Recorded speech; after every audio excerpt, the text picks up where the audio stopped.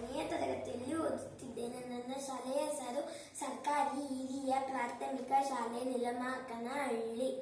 ನಾನು ಮಾಡುತ್ತಿರುವ ಪ್ರಯೋಗದ ಹೆಸರು ಪಿಷ್ಟ ಪರೀಕ್ಷೆ.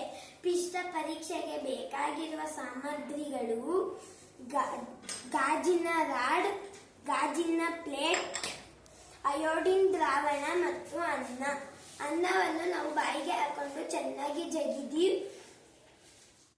ಅಯೋಡಿನ್ ದ್ರಾವಣವನ್ನು ಹಾಕೊಂಡು ಕಲಿಸ್ಬಿಟ್ಟು ಅದು ಯಾವ ಕಲರ್ ಬರುತ್ತೆ ಅಂತ ನೋಡೋಣ.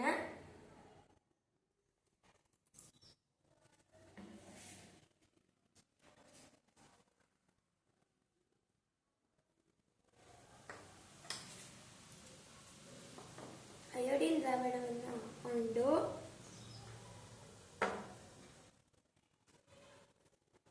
ಮಿಕ್ಸ್ ಮಾಡಿಬಿಟ್ಟು ಅನ್ನ ಮೊದಲಿದ್ದ ಕಲರ್ ನೀಲಿ ಮತ್ತು